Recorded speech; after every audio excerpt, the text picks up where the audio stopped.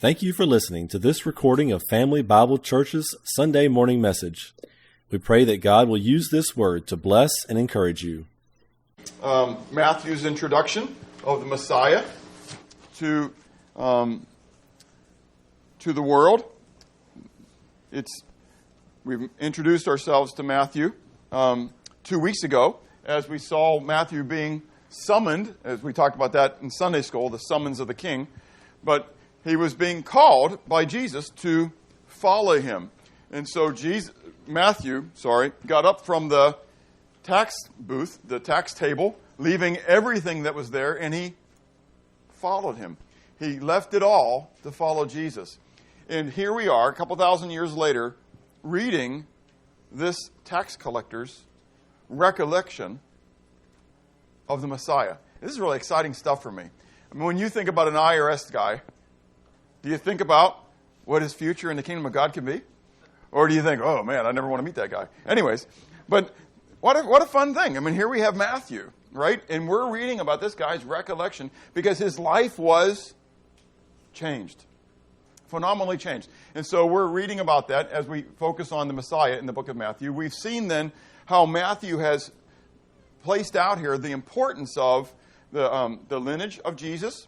And so as we look in this Advent season about the seed, Jesus being the seed of the woman, we see as Mary, we see him being the seed of Abraham, but then we see that continues on through prophecy that he is the seed of Judah, and then he is the seed of David, okay? And so we see that Matthew proclaims that as well, because again, if Jesus wasn't that, then he couldn't be the Messiah. And so we talked about that even today, there is a group of people trying to figure out lineages in the Jewish realm to try to come up with a new Messiah, okay? But the reality is that their Messiah has already come. And we're looking forward to his return. That's exactly right, where he will sit upon the throne of David. Very exciting stuff. So as we have seen it then, Matthew is continuing to present the validity of Jesus as Messiah. And so we then saw his message, and the core of his message, again, is to repent. Change the way you think, okay? You can't think like the world. You can't think like the religious establishment. You have to think with godly, biblical thinking. And so Jesus tells them to change the way they think, and then he also then, as we said just a moment ago, to follow him, okay? And so if we were to follow him, we have to change the way we think, because it didn't make sense for Matthew to get up and leave everything. But he had to change. In that moment, he had to change the way he thought about everything. And he did.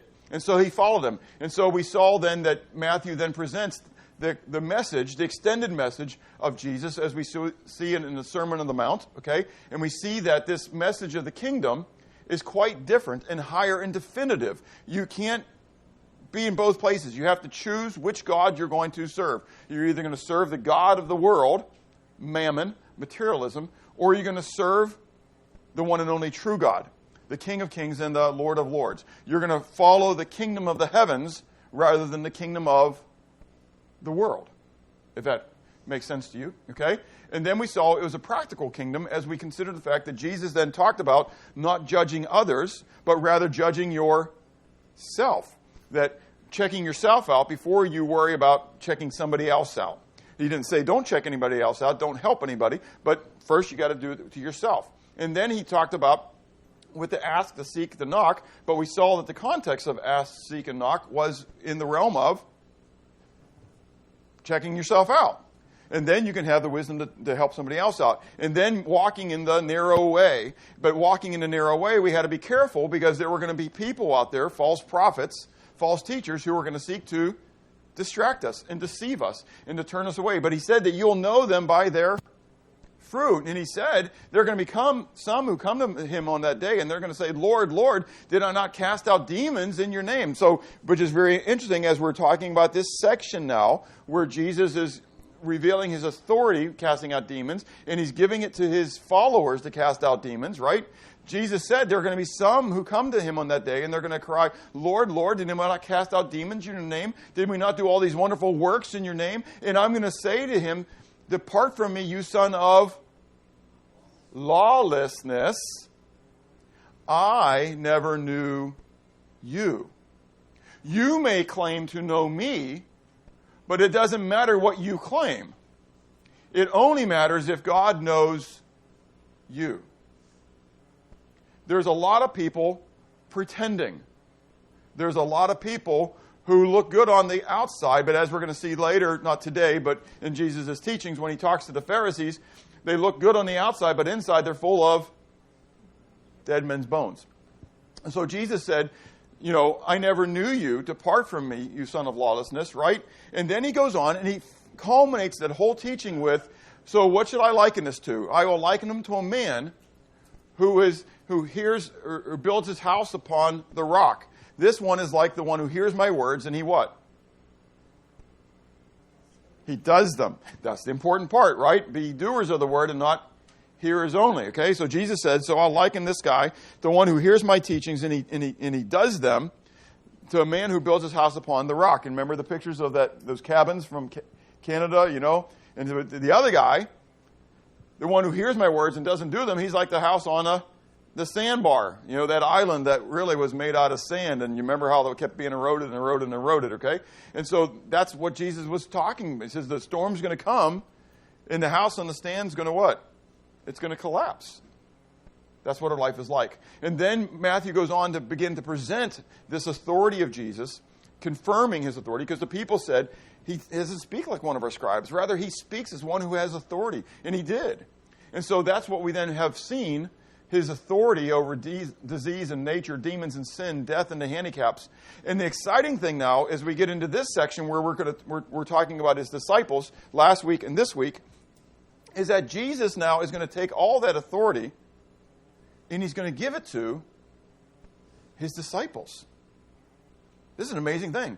But we saw that the context, again, we want to look at things in context, that the context of Jesus giving his disciples that authority in this commission, which we're going to continue looking at today, was his compassion for the multitude. That Jesus looked at the people, Jesus looked at this motley group of people, right? This assorted group of people, and he had compassion. He wasn't frustrated with them. He knew that probably there were people there for multitudes of different reasons. But he didn't pick them out and say, you're here for a wrong reason. You're here for a wrong reason. You're only here for this. I'm getting ready to what? Feed the multitude. You're only here for that. He didn't say all that. Now later in John we read that Jesus does confront them and says, you're only here because I just fed you, and you're only continuing to come for that reason. But here he has compassion on these people. And as a result of his compassion for the people, he turns to his disciples and he says to them, look, do you see how the fields are white unto the harvest? It's only lacking one thing. Laborers. I mean, how awful is it? If you're riding down the road, have you ever seen, you've gone down the road and you've seen a field of corn or a field of whatever? When I used to drive truck, it grieves my heart when I drove through Trenton and, my mind just blanked out on me, heading east from Johnston, heading over, because of an M. No, that's the other way. Monetta, yeah, Monetta. That area, Trenton, Johnston, Monetta, that is the peach capital of the world. We may be the beach, here in Georgia may be the peach state, but I promise you, driving a truck, that's the peach capital. I loved in July, August time frame. Windows down. I love peaches, man. Just peaches. But it became a real struggle for me because you're not allowed to go stop your truck and get out and pick up a peach because that's stealing, because it's not your field. Make sense? We don't live in biblical days where you could clean off the side. And driving through there, I would see all these peaches that were on the ground that were just rotting. They were calling my name. They wanted eaten that very moment. But I wasn't allowed. And you see all this fruit that's just going to waste because there was not somebody there to harvest it. The fields were pink, if you would. Peachy in color. And the harvest. I was restricted from going into the fields. I wanted to be one of those laborers for that field. But take this spiritually now. That's Jesus looking at this motley throng of people. And he's saying, you guys need to change the way you think. You got a field that's here. It's ripe. It's ripe. It's just lacking people going into it. That's what precipitates Jesus' commission of his disciples.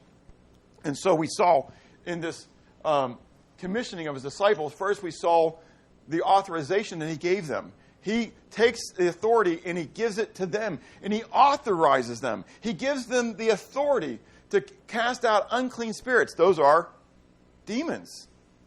I mean, again, I'm not going to spend time, but do you believe that you can, by the blood of Jesus, by the power of God, that you have the authority to cast demons out of people? You do. To heal all sorts of sickness and disease. Now, I'm not saying you're going to do this every day. Again, I've shared my experiences in the past, okay? I had that guy who was in my office, things were moving around, and I'd like to tell you that I cast a demon out of the guy. I didn't. He didn't have faith. Maybe I didn't have faith. However it played out, it didn't happen that day. He wouldn't come to know Christ. He walked away with his demon still with him. Okay? So I'm not saying that it's going to boom, boom, boom. Okay? I'm not the Son of God. But I have the power of the Son of God with me. Does that make sense?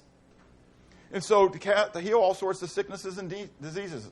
And then he gave them the direction to go. First he told them to follow. Now he's telling them to go. But go with his authority, to go with his message. And so he gives them their target audience. It's to Israel. He tells them, don't go in the way of the Gentiles. I want you to go to the house of Israel.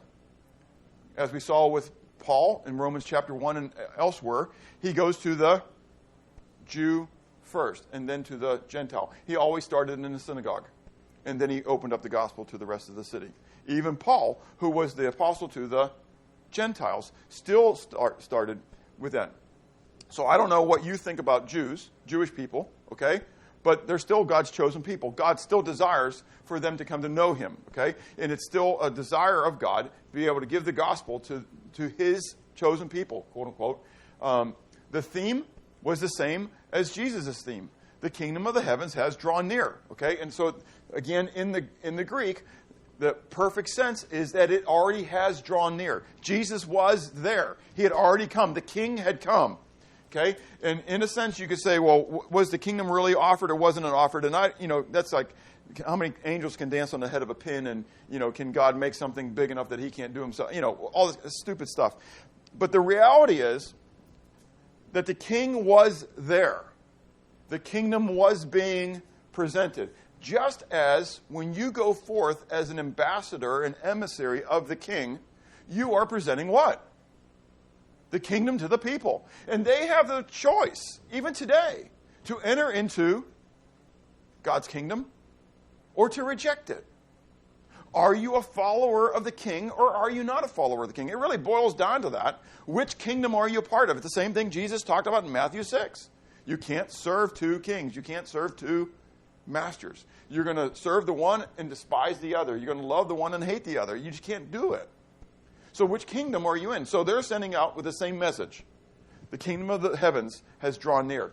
And then God gave them again that authority, and he comes back to it as a sign, as a testimony with signs and wonders of the gospel message. Now, theoretically, in the years past in the United States, being a Christianized land, we didn't need these.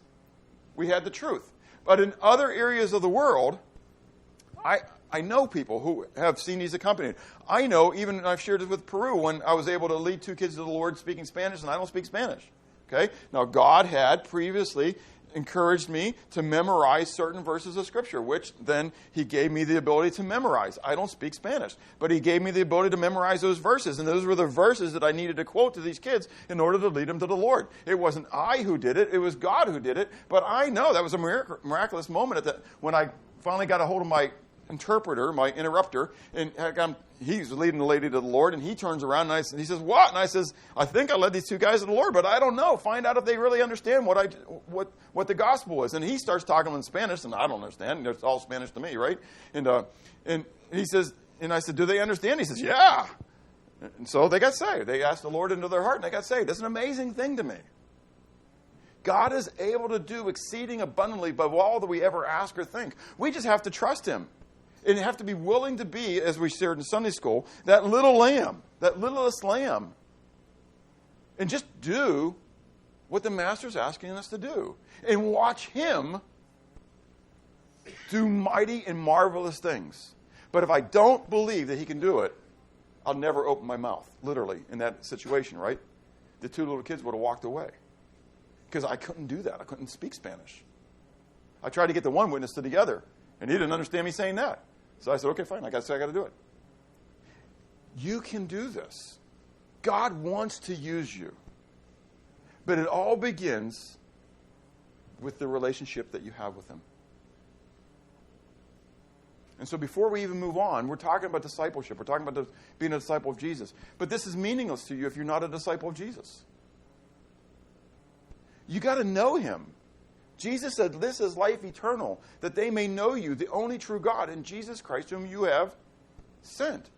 If you've never asked Jesus into your life, honestly, not just playing a game, not just I went to church all my life, but if you have never given your life to Jesus Christ, then you're not his. Jesus wants to empower you, if you would, to give you the ability to serve him. It's your call, what you do with that.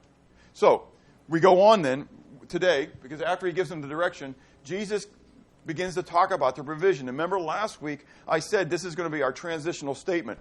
Because the very end of the verse, Jesus says, freely you have received, what? Freely give. Okay? And so there we are, end of verse 8. He says, you're going to heal the sick, cleanse the lepers, raise the dead, cast out demons. Freely you have received, freely give. I want to capitalize on that again as we go into this, because again, he just gave them some awesome, marvelous authority. They could make a killing, if you would, with this power, with this authority. You want the cancer gone? $20. $20. And I can heal you of that. Now, maybe I wouldn't do it necessarily just that straight. Right? Maybe I can just say it in a different way and say, God wants you to be what? Healed. God wants you to be rich. And if you just what? Donate. If you send in your money today, God will heal you. Okay, now I'm not making fun. I'm being very serious. We got a lot of charlatans in our world today. And where they get their power, I don't know whether it's from God or whether it's otherwise. That's not mine to determine. But I know that God told us that he didn't want us to make a living off it. Does it make sense? Because he goes on, he says to them, look what he says to them now. His charge to them. I want you to go empty-handed. Verse 9, provide neither gold, nor silver, nor copper in your money belts, nor bag for your journey, nor 2 tunics, nor sandals, nor staffs, for a worker is worthy of his food. Don't take a wallet with you. Don't take any money with you. Ultimately, who's going to provide for them? The people in the town. Yes? No! No! It's not the people in the town. Who's going to provide for them? God is. And he may use these people everywhere. Do you believe that God can provide for you? We love to say God owns the cattle on, go ahead, finish it, 1,000 hills. All he needs to do is slaughter another cow, and he can do this. We say this, but we live in affluence. We don't have to really test him on it. Do we? Do you believe that God is able to provide for you? I commend Charles and Asia. They have a great last name, but but Charles and Asia felt called to go to Niger. They didn't go out for years and try to raise support. They went to 2 or 3 churches, and they said, we're going, if you'd like to support us. And went. We heard about it, and we were excited about it, and now our church supports them. They didn't come asking us for money. I believe God put it on our heart. God worked the scenario so we would understand who they were. And now here they are, taking hold of a girl who was in darkness and ministering to her family, but they wouldn't even have been there by now because it'd still be in language school. Now they got this other refugee family. I don't know if you follow this on Facebook and stuff. They had this other refugee family come in, and their family of 5 turned into 11. And remember, they didn't go out. They're looking for money. But now they got to start providing for more mouths. But they're doing it. Why? Because God is the one who was the provider. Jehovah Jireh is still Jehovah Jireh.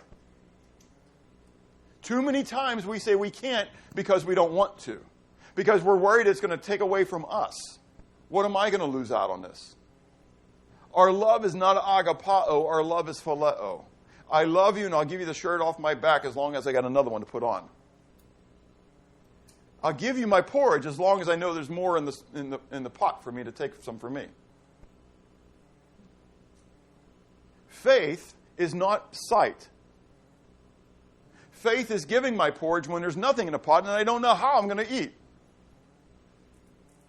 Faith is helping somebody even when I don't know how I'm going to pay my bills. Now, I'm not saying stupidity. But think about what Jesus asked his disciples to do. Does it make sense? Would you encourage your friends to do that? Go out without any money. Just go out and wait for God to provide for you. We look at that and we say, what? That's irresponsible. And yet that's exactly what Jesus asked his disciples to do. Now, again, I'm not saying we need to be stupid. We need to be prudent. But if God calls me someplace, then I have to make a decision. Do I believe that God will provide for me to be able to go there and do what he's called me to do? Or do I have to then come alongside God and help him out? Could you imagine if the disciples said, okay, God, we're going to go, but we're going to have to now go to all the synagogues to what? Raise support. Jesus wanted them to go when? Now. And they went. And so he says to them, there's a responsibility now that comes along there. Because we got the charge of the disciples, but we have the condition upon the town and the household. Because now he goes on, he says, verse 11, he says, now whatever city or town you enter, inquire who in it is worthy, and stay there until you go out. And when you go into a household, greet it. If the household is worthy, let your peace come upon it. But if it is not worthy, let your peace return to you, and whoever will not receive you, nor hear your words, when you depart from that house or the city, shake off the dust from your feet. Assuredly, I say to you, it will be more tolerable for the land of Sodom and Gomorrah in the day of judgment than for that city. There's a whole lot more going on than just what's going on in your life. This isn't all about Bob, wonder boy of God, going off into the darkness to shine the light. And God's going to just be going alongside me, and he's going to empower me. I have my little cape, so if I jump into the phone booth, I can take off my normal clothes and I can become super disciple. And I go out and I can heal people and I can do. It's not what it's all about. It's all about this timid fisherman, if you would, right? Going out. And what I read here is there's a distinct possibility that I, Peter, James, John, Andrew, one of these others, right? I can go into one of these villages and what can happen to me? I can be rejected. I may not find a house of peace. I may not find a house that is worthy. In fact, the village may not like me at all, and nobody will give me any what? Food. What am I going to do with God then? Do you get it? Because it's not just about me. It's really about everybody else as well. And God is doing a work in that village and in those houses. And that God is doing a work where they're gonna see somebody who's coming with the message of God. They're going to see somebody who's coming in serving the Lord, right? And they're going to have a decision to make. Or do they want to come alongside what God is doing, or do they not want to come alongside what God is doing? Or are they going to withhold their own stuff?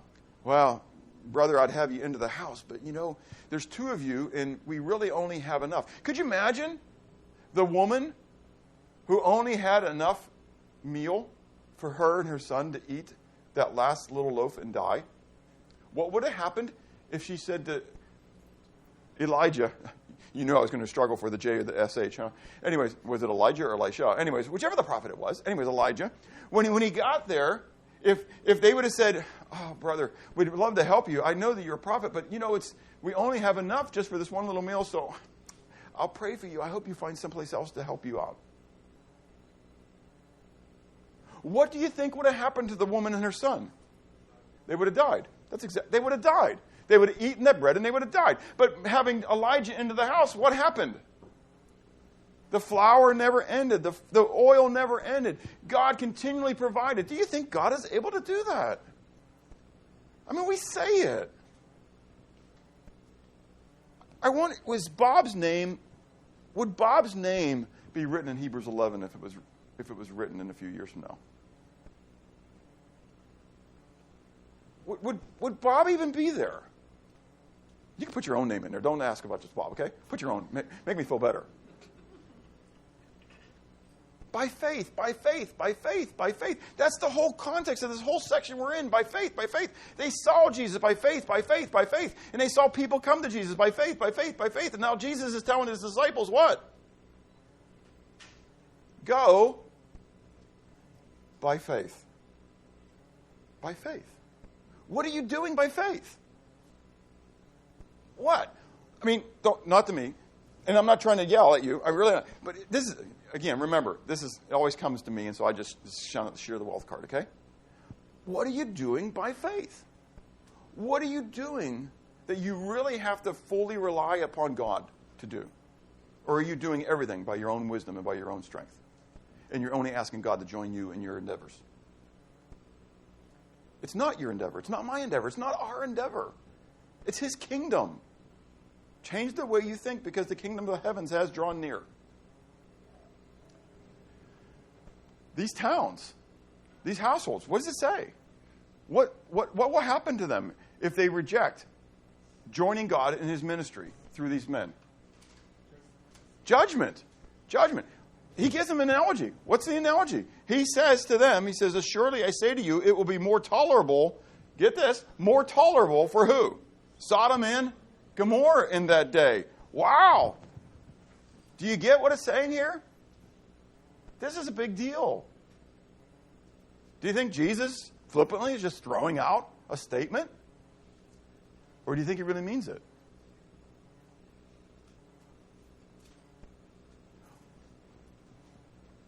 What are we willing to stretch? What are we willing to go out on a limb for God for? He's telling his disciples to go out on a limb, but he's then doing it by extension. Because those in the house and those in the city need to be able to take it too, the next step. So the provision. But that leads right into this next part that we really don't want to talk about, and that is their persecution. Verse 16, behold, I send you out as sheep in the midst of wolves. Why are you doing that, Jesus? I mean, if you know they're wolves and I'm like a sheep, why are you doing it? He's doing it. I send you out as sheep in the midst of wolves. Therefore, be wise as serpents and harmless as doves. But beware of men, for they will deliver you up to councils and scourge you in their synagogues. You will be brought before governors and kings for my sake as a testimony to them and to the Gentiles. But when they deliver you up, do not worry about how or what you should speak, for it will be given to you in that very hour what you should speak. For it is not you who speak, but the Spirit of your Father who speaks in you. Now, brother will deliver up brother to death, and a father his child, and his children will rise up against the parents and cause them to be put to death. That sounds so exciting, doesn't it? And you will be hated by all for my name's sake, but he who endures to the end will be saved. When they persecute you in this city, flee to another. For surely I say to you, you will not have gone through the cities of Israel before the Son of Man comes. A disciple is not above his teacher, nor a servant above his master. It is enough for a disciple that he be like his teacher and a servant like his master. If they have called the master of the house Beelzebub, how much more will they call those of his household? Therefore, do not fear them, for there is nothing covered that will not be revealed, and hidden that will not be known. The first thing I see in this is the reality of the persecution. He doesn't say this might happen. He says it will happen. In America, we've had a buy for a long time. I think the buy is going away. Our nation is eroding quickly. You can talk about any God you want, except for one. You can't talk about Jesus. Why? Because Satan doesn't want him talked about. More and more and more. I mean, there are articles being written all over the place that you are a threat. If you are a true believer in Jesus Christ, you are a threat. As they begin to look at things that are in the world that are threats, taking away guns and taking away this and hate crime and hate speech, you, if you speak the gospel, like you shared, Caleb, what shout is this? Beware, this song has explicit content. Really? Why? Because it talks about God coming to the earth and saving us from our sins. That's not tolerant. That's a pretty intolerant statement. Jesus said, I am the way, the truth, and the life. That's okay so far. No one, oh, now we're getting bad, comes to the Father except through me. Sorry, that becomes intolerant. You're saying your way is the only way. That's what Jesus said, isn't it? Jesus said, it's going to come a time when they're going to arrest you. They're going to persecute you. Look, if they don't like me, Jesus, not Bob. This is Jesus. If they don't like me, if they're going to call me Beelzebub, what do you think they're going to do to you?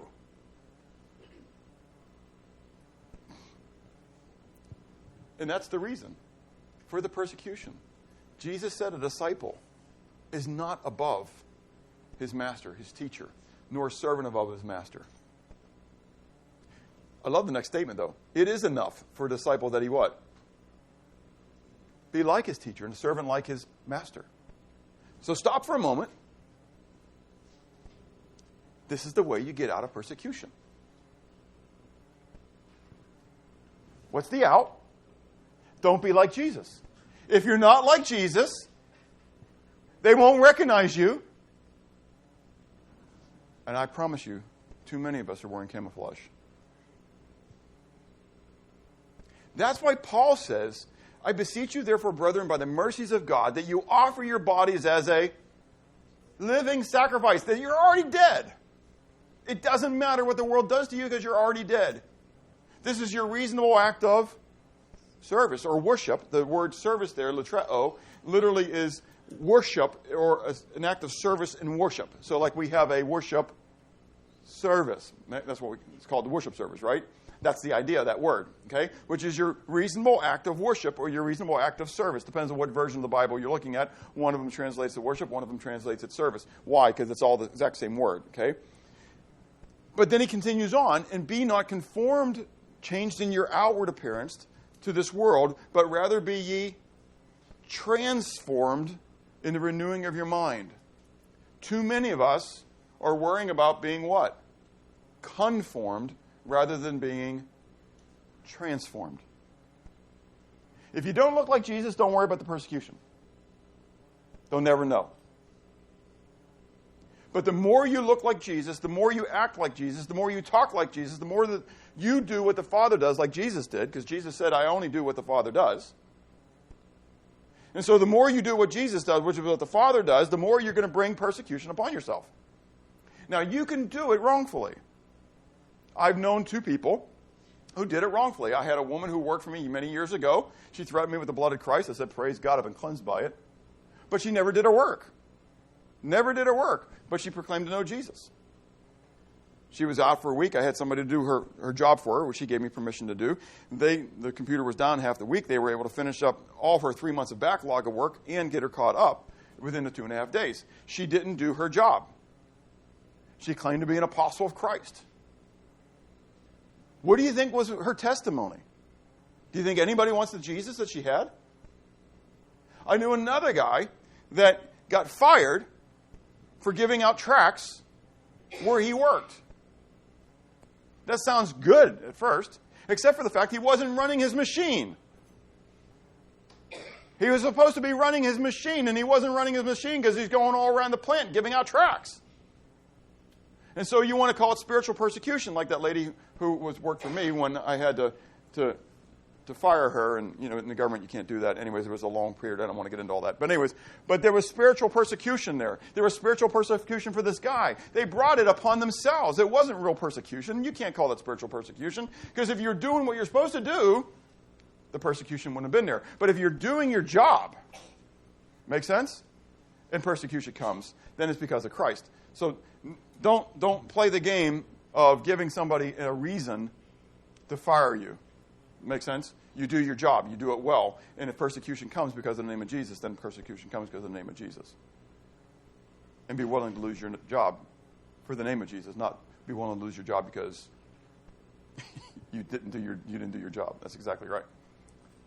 But persecution is going to come. And when the persecution comes, Jesus says it's going to be because of my name.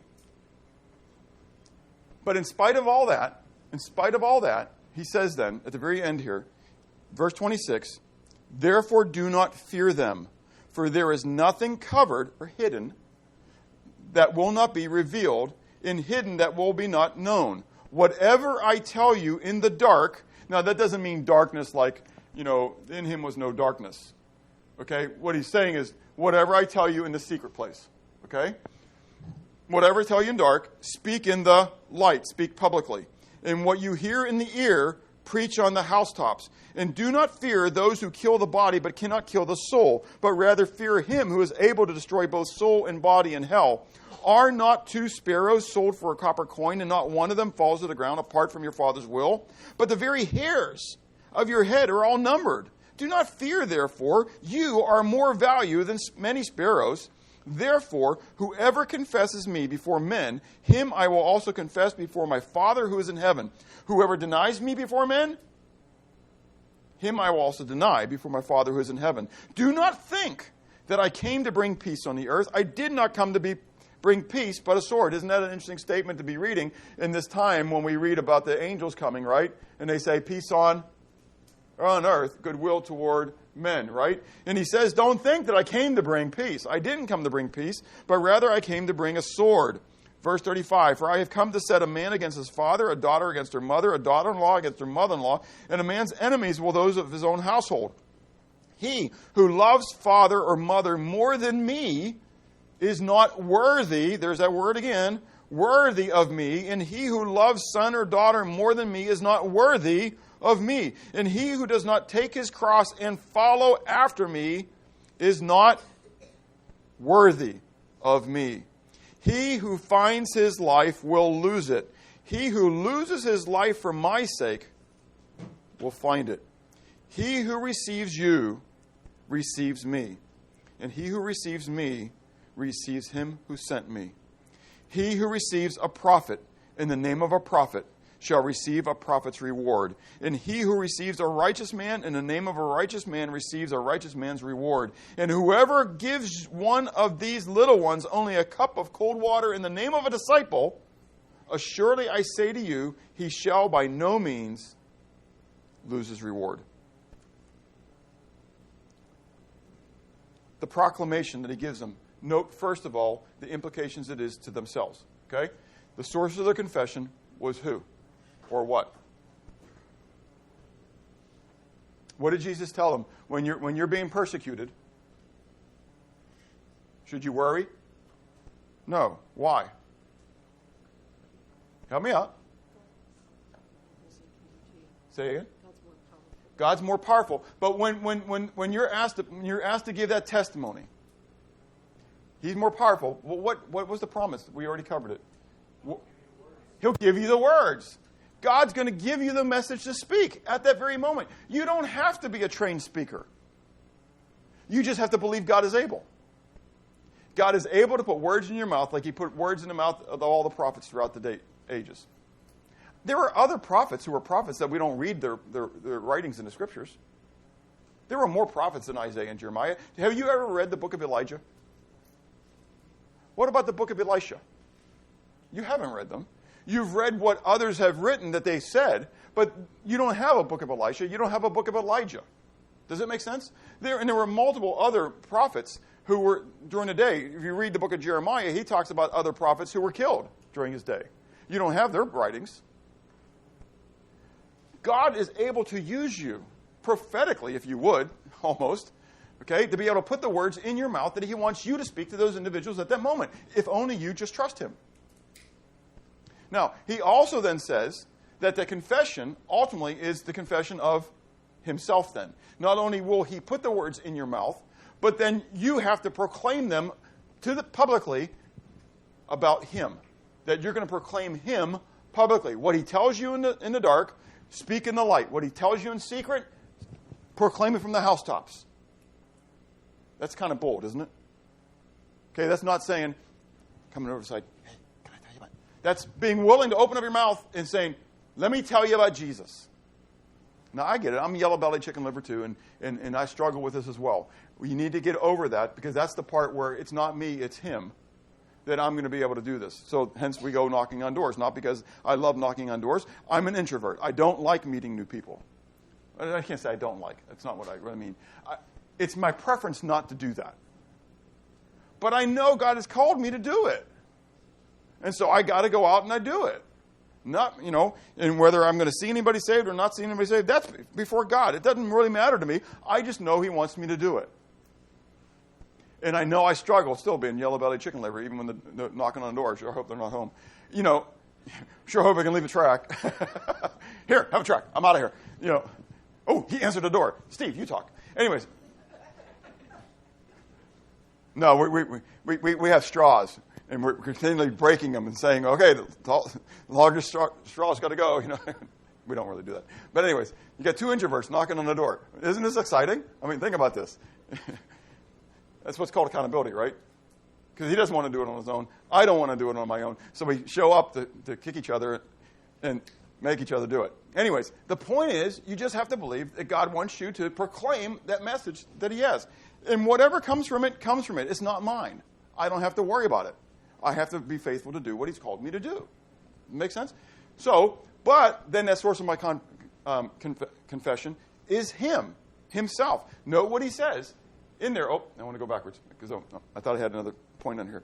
And that is what he says. At the very end, he says, if you, because this is a contingency here, if you do what? If you confess me before men, I will what? Confess you before my Father. Stop right there, right? We want to stop right there. Don't go any further. Jesus didn't listen to us, did he? Because he went further, didn't he? He took it where we don't want to take it.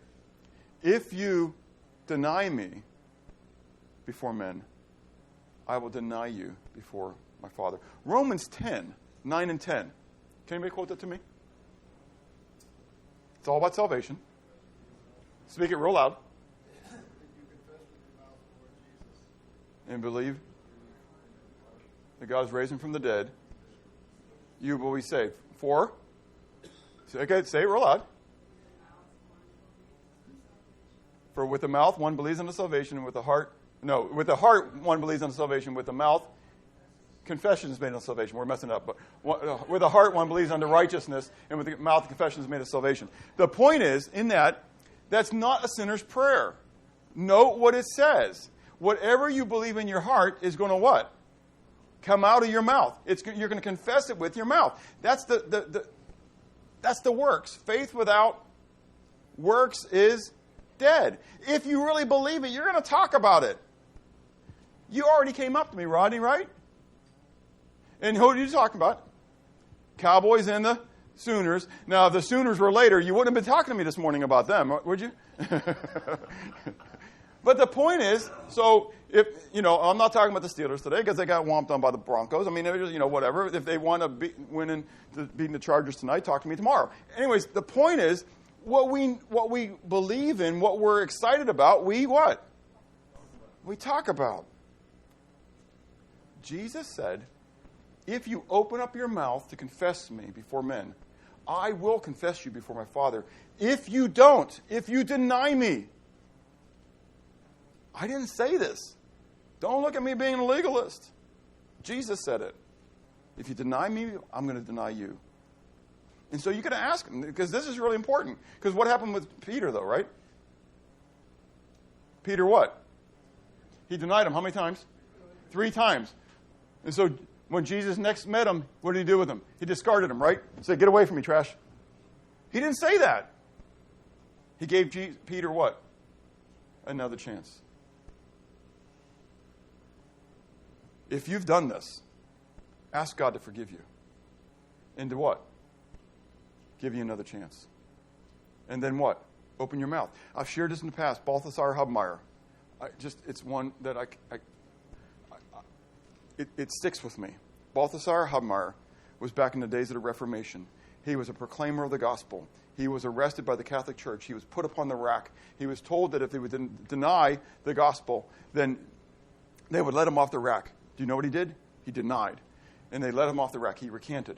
He went out. He started what? Proclaiming the gospel again. He was arrested one more time. He was put upon the rack. And they said, if you will recant and if you will deny, then we'll let you off the rack. He denied. He recanted again. He was let off the rack. The 3rd time he went out and he did it again. They arrested him. I'm making this real short here, right?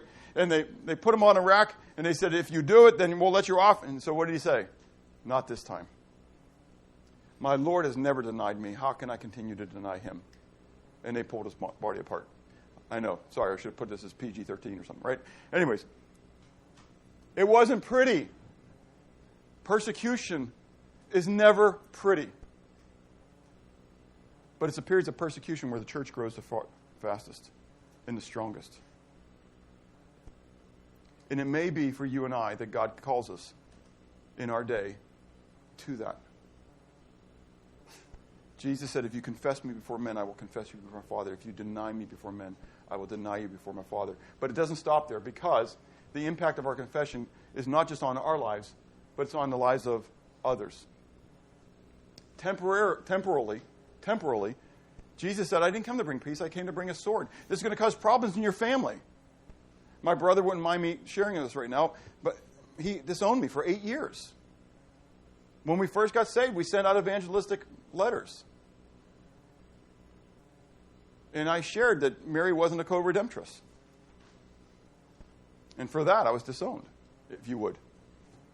Exiled, whatever term. But praise God, God got a hold of my brother, and he's the one who's out leading mission trips all over the world right now. I mean, it's just so excited. I just cry, rejoicing with what God is doing through my brother and his wife. And I don't take claim for that. But she has encouraged me numerous times. She says, Bob, you're the one who planted that seed. I'll never forget the letter. She remembers the letter that pricked them, that they didn't like, that they hated.